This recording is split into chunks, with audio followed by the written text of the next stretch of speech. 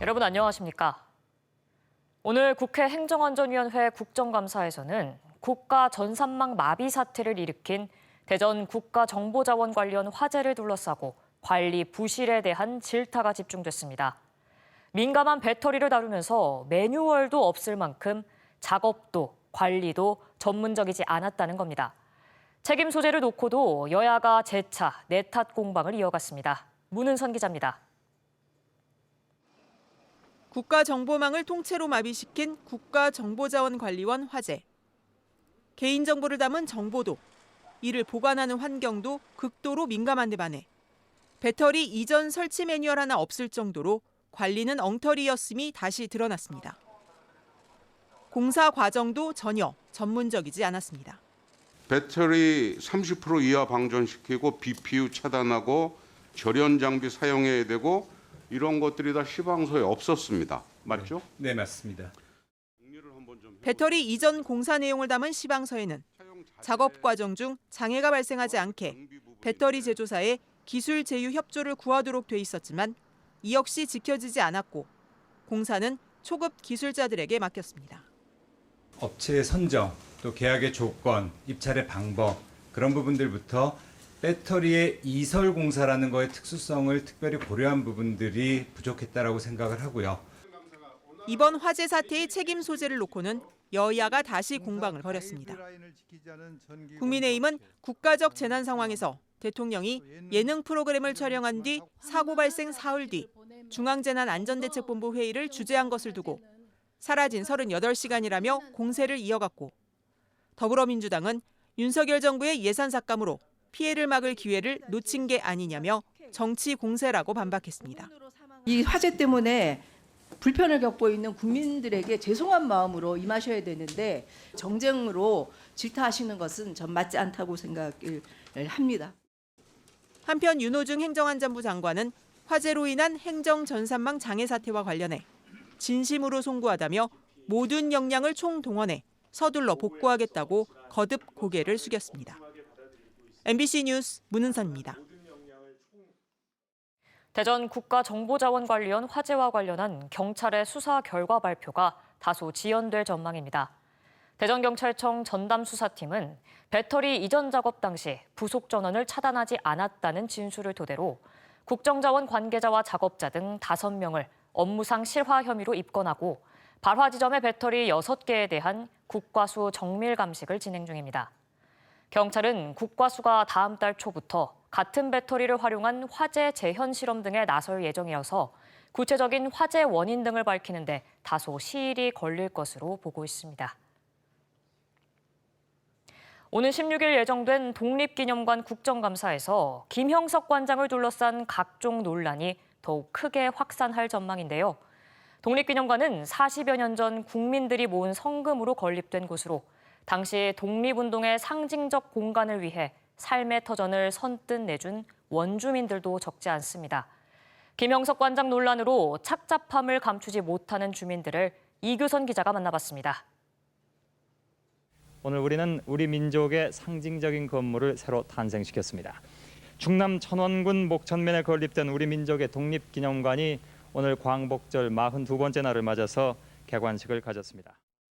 1980년대 초 독립기념관 건립은 국민 참여를 내세운 국가적 프로젝트였습니다.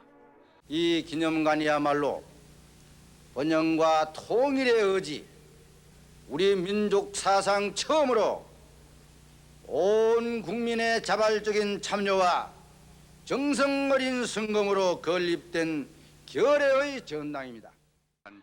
하지만 국민이라는 단어 뒤에는 그 땅의 주인이 따로 있었습니다.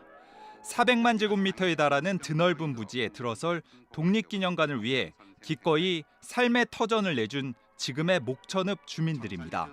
남자들이 제하시니까 뭐 여자들은 참관 안 했지. 그전이야 보상 많이 줬지, 조금씩 줬지. 이주 당시 보상은 미미했고 절차는 일방적이었습니다. 고향을 떠나 상하수도도 없는 맨 땅에서 살림을 다시 일으켜야 했지만 자부심 하나로 모든 걸 감당했습니다. 그렇게 내 아버지나 내 할아버지들이 왜 여기 와서 살게 됐는가, 독립기념관이 왜 거기 와 있는가, 그러면은 알아야 된다, 아내들이. 40년 가까이 역사의 전면에 서지 못했던 이들 원주민의 목소리는 최근 불거진 독립기념관의 여러 논란 속에 커지고 있습니다. 안 좋죠. 진짜 안 좋죠. 왜 그러냐면 처음에 김영석이 여기 들어와가지고 초반기에 들어올 때는 프레카드나 걸려있고 뭐고 해서 그랬는가 하면 저건 아니다. 목전 노인네들도 그런 얘기를 많이 하시는데. 그래서 김영석 관장을 둘러싼 논란은 단순한 인사 문제가 아닙니다. 독립기념관의 주인이 누구인지, 어떤 역사를 토대로 세워졌고 지켜야 할 상징성이 무엇인지 다시 한번 질문을 던져야 할 때입니다. MBC 뉴스 이교선입니다. 최근 캄보디아에서 고문당해 숨진 20대 대학생 박모 씨가 충남의 한 대학에 재학 중인 것으로 확인됐습니다.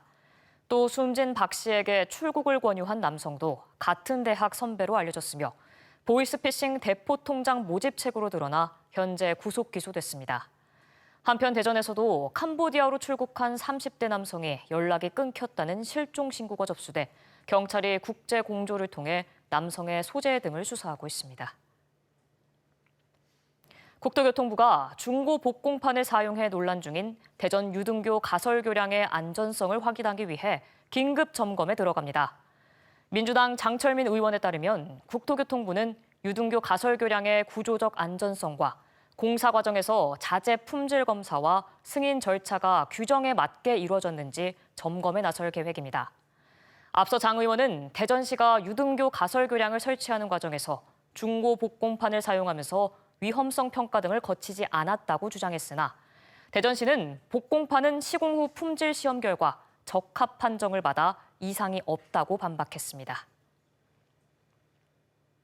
대전 지역 학교 급식 조리원들이 처우 개선 등을 요구하며 다시 파업에 들어가 급식 파행이 빚어지고 있습니다. 특히 조리원 9명 가운데 7명이 파업한 둔산여고에서는 교직원들이 조리와 배식에 나섰고 일부 학교는 대체식을 제공했는데요. 수능을 한 달 앞둔 상황에서 자칫 급식 차질이 길어지지 않을까 우려가 나옵니다. 김광현 기자입니다. 점심시간 대전 둔산여고 급식실. 위생모자와 가운을 입은 교직원들이 학생들에게 음식을 나눠줍니다. 지난달 말 파업에 들어갔다가 이달 초 복귀했던 조리원 7명이 다시 파업에 나서면서 교직원들이 조리는 물론 배식에 나선 겁니다. 대신 학교 비정규직 노조 조리원 직종 조합원들은 교육청에서 집회를 열었습니다.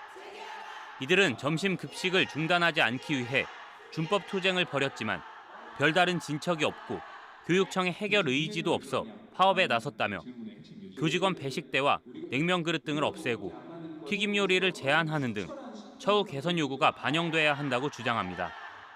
튀김 요리에 사용하는 기름을 3탕, 4탕, 둔산여고 같은 경우에는 4탕까지 사용을 하니까 건강상의 문제가 발생할 수도 있거든요. 대전교육청은 이를 전면적으로 거부하고 있는 상황이기도 하고요. 지난 학기부터 석식이 제공되지 않아 학생들이 불편을 겪어왔는데 수능을 한 달 앞두고 점심마저 차질을 빚어 불편이 장기화하지 않을까 우려가 나옵니다. 급식실 가서 간단하게 먹고 교실로 돌아오면 되니까 편했는데 밖에 나가서 먹고 오니까 시간도 부족하고 막 사 먹어야 되고 그래서 불편해서. 학교 측은 우선 보건증을 가진 교직원을 투입해 최대한 점심 급식을 이어간다는 계획입니다. 교섭권이 있는 대전시 교육청에서 노조와 하루빨리 원만한 타결이 이루어져서 일선 학교 학생들이 마음 놓고 그 학업에 열중할 수 있도록 이렇게 되었으면 좋겠습니다. 조리원이 이번 파업에 참여한 학교는 대전에서 모두 4곳으로 한 초등학교에서는 대체식이 제공됐습니다. 대전교육청은 파업 장기화에 대비해 대체식 공급이나 단축 수업도 검토하는 동시에 노조 측과 재개한 교섭을 이어갈 예정입니다. MBC 뉴스 김광현입니다. 대전 도심에서 술에 취해 난동을 부리고 경찰을 폭행한 20대 남성이 테이저건 전기 충격으로 제압됐습니다. 대전경찰청은 지난 8월 13일 새벽 둔산동 삼정가의 도로에서 누워 차량 통행을 막는다는 신고를 받고 출동한 경찰에게 욕설을 하고 밀쳐 넘어뜨린 20대를 현행범으로 체포해 불구속 송치했습니다. 당시 경찰은 난동이 계속되자 테이저건을 발사하는 대신 몸에 밀착시켜 전기 충격을 주는 스턴 기능을 사용해 남성을 제압했다고 밝혔습니다. 오늘 오전 11시 40분쯤 경부고속도로 부산 방향 북천안 나들목 인근을 달리던 25톤 화물차에서 7톤짜리 대형 철판 코일이 도로 위로 떨어졌습니다. 이 사고로 일대 고속도로 통행이 3시간가량 정체를 빚었으며 경찰은 화물차가 급정거하는 과정에서 실려있던 철판이 떨어진 것으로 보고 안전규정 준수 여부 등 정확한 사고 경위를 조사하고 있습니다. 당진시가 해루질을 하다 지난달에만 3명이 잇따라 숨진 성문방조제 일부 구간에 대한 야간 출입을 다음 달부터 통제합니다. 총 11km의 성문방조제는 30개 지점으로 구분돼 있는데 해루질이 주로 이뤄지는 23번에서 26번 지점은 수심이 갑자기 깊어지고 조류가 빨라 사고 위험이 높습니다. 다음 달부터 통제 구간에 대해 해경과 합동 단속에 나설 당진시는 무단 출입이 적발되면 최대 100만 원의 과태료를 부과할 계획입니다. 세종시의회 행정수도 완성 특별위원회가 국회 국토교통위원회 국정감사에서 나온 대법원의 세종시 이전 논의에 환영의 뜻을 밝혔습니다. 시의회는 논평을 통해 이번 국정감사에서 대법원의 세종 이전과 관련한 검토의 필요성이 처음 공식적으로 제기됐고 정부 차원의 긍정적 입장이 확인됐다며 국회와 정부가 법과 제도적 기반을 마련해 실질적인 이전 논의로 이어져야 한다고 강조했습니다. 내년 지방선거를 앞두고 더불어민주당 대전시당이 정책 토론회를 열고 대전시 예산의 구조적 문제점을 진단하고 시민 중심의 재정 운용 방안을 모색했습니다. 토론회에서 이상민 나라살림연구소 수석연구위원은 지방재정은 세입과 세출이 같은 균형 재정이 원칙이지만 대전시는 2022년 이후 2월 불용액이 급증하는 동시에 지방채 발행이 4년 만에 90%로 급증했다며 대전시 재정은 양적 확대보다 집행의 질적 효율성을 점검해야 한다고 지적했습니다.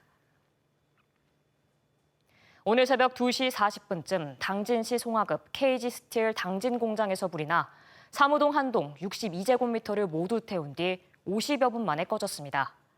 이 불로 자체 진화에 나선 직원 1명이 연기를 마셨고 건물과 내부 집기 등이 불에 타 소방서 추산 2천여만 원의 피해가 났습니다. 경찰과 소방당국은 안에 있던 에어컨의 전기적 요인으로 불이 시작된 것으로 보고 정확한 화재 원인을 조사하고 있습니다. 의사 부족으로 부여군이 다음 달부터 관내 15개 보건지소 가운데 5곳의 진료를 중단합니다. 부여군은 현재 10명인 의료진이 내년에는 이직 등으로 3명으로 크게 줄어든다며 관련 예산을 늘려 의사충원에 나설 계획이라고 밝혔습니다.